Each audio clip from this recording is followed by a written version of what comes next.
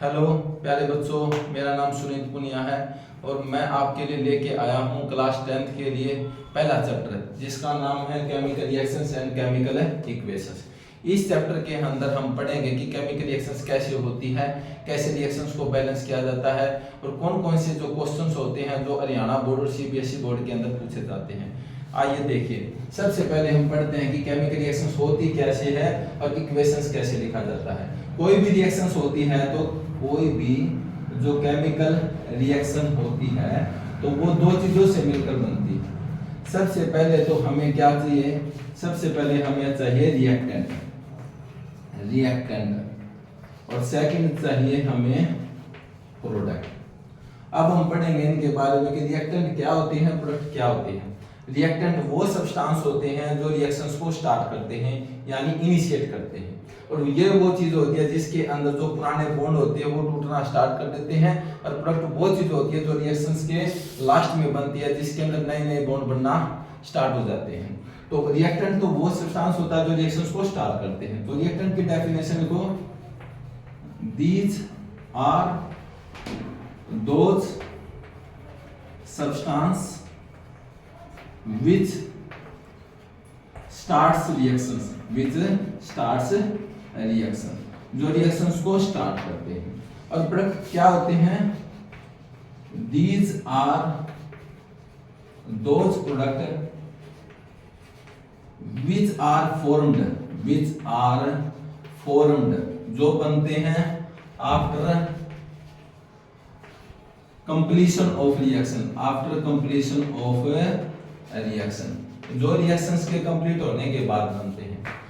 Reactant तो वे होते हैं जो रिएक्शंस को स्टार्ट करते हैं, प्रोडक्ट वो चीज होते हैं जो रिएक्शंस के कंप्लीट होने के बाद बनते हैं। रिएक्टेंट के अंदर होता क्या है, रिएक्टेंट के अंदर ये चीज होती है कि जो रिएक्टेंट में जो पुराने बॉन्ड होते हैं वो तो टूटना स्टार्ट कर देते हैं, और प्रोडक्ट वो चीज होती है जिसके अंदर नए नए बॉन्ड बनना स्टार्ट हो जाते हैं। तो ये होती है केमिकल रिएक्शंस। केमिकल रिएक्शंस को हम ऐसे भी लिख सकते हैं। सबसे पहले हम लिखते हैं इसका एक एग्जांपल जिसके द्वारा हम आपको समझाना चाहते हैं।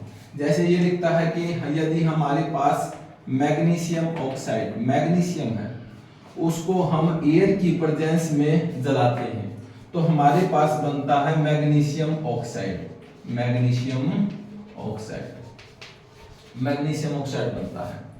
तो यदि हम इसके सिंबल यूज करते हैं तो सिंबल क्या होगा, मैग्नीशियम का सिंबल होता है Mg, और एयर की प्रेजेंस में यूज करते हैं तो उसके लिए हम सिंबल यूज करते हैं O2, और इसको यदि हम कंप्लीट करते हैं तो हमारे पास बनता है मैग्नीशियम ऑक्साइड।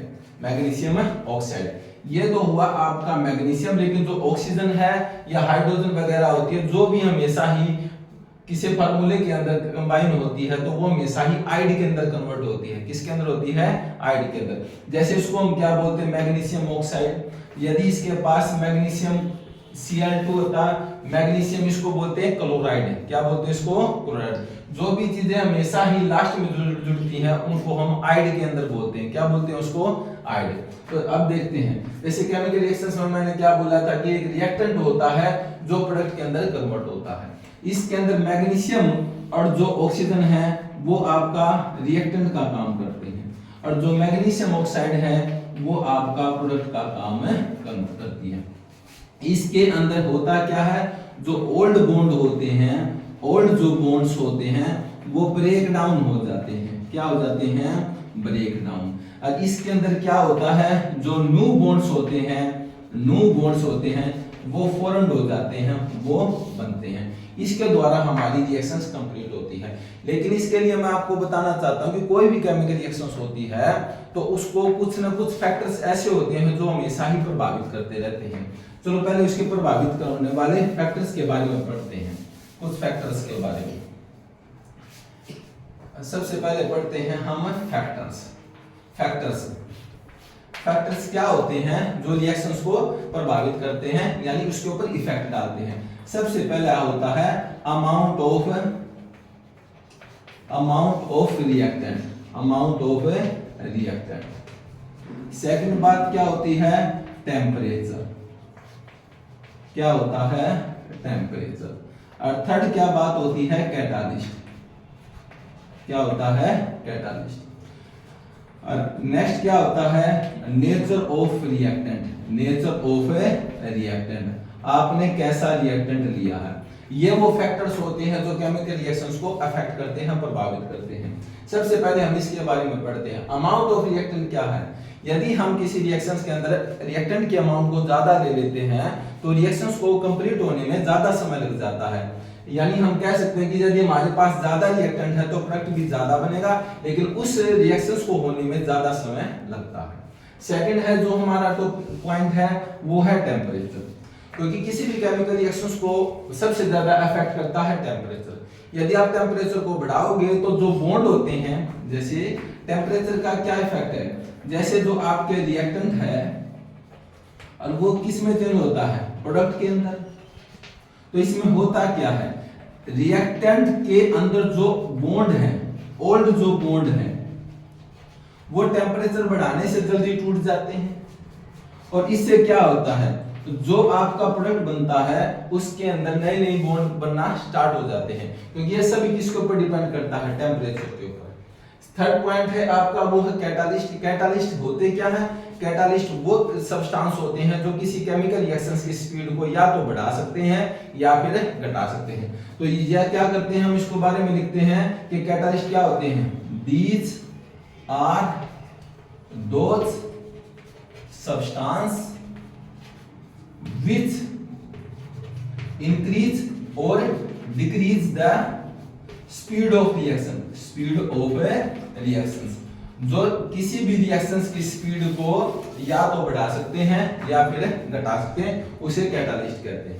एग्जांपल के लिए यदि हम दूध से दही बनाना चाहते हैं, फॉर एग्जांपल यदि हम मिल्क से क्या बनाना चाहते हैं, कर्ड बनाना चाहते हैं, तो उसके अंदर हम कुछ खट्टे पदार्थों को डाल देते हैं जो कैटालिस्ट का काम करते हैं। किसका काम करते हैं, कैटालिस्ट का। तो फोर्थ पॉइंट है अपना बेटा वो है nature of reactant. Nature of reactant भी इंपॉर्टेंट टॉपिक होता है जो रिएक्शंस को प्रभावित करता है। ये क्या कहता है कि आपको जब भी कोई रिएक्शंस करानी होती है तो आप रिएक्टेंट का नेचर देखते हो कि वो सॉलिड है, लिक्विड है या फिर गैस है। तो नेचर ऑफ रिएक्टेंट में हम देखते हैं कि वो चीज सॉलिड है, लिक्विड है या फिर गैस है। इसके अकॉर्डिंग हम देखना चाहते हैं कि वो आपका रिएक्टेंट सॉलिड है, लिक्विड है या फिर गैस है। और एक नेक्स्ट बात और है जो मैं आपको बताना चाहता हूं, हमेशा ही ये देखना होता है कि जो रिएक्टेंट होता है उसका नेचर दूसरे टाइप का भी होता है। यानी हम देखना चाहते हैं कि वो वोलेटाइल है या फिर नॉन वोलेटाइल है, वोलेटाइल या फिर नॉन वोलेटाइल। वोलेटाइल वो चीज होती है जिसके वेपर्स जल्दी बन जाते हैं, मतलब वेपर्स आसानी से बन जाते हैं। ये क्या होती है, नो वेपर्स। हम क्या लिखेंगे, नो वेपर्स फॉर्म, जिसमें नए वेपर्स नहीं बनते, यानी जिसके वेपर्स कभी नहीं तैयार होते, उसे क्या कहते हैं, नॉन वोलेटाइल। ये हमारे थे रिएक्टेंट और ये कुछ फैक्टर्स भी मैंने आपको बताया जो केमिकल रिएक्शंस को प्रभावित करते हैं। मुझे आशा है कि आपको मेरी वीडियो अच्छी लगी होगी। प्लीज इस वीडियो को शेयर करें, सब्सक्राइब करें और मेरे चैनल को लाइक भी करें।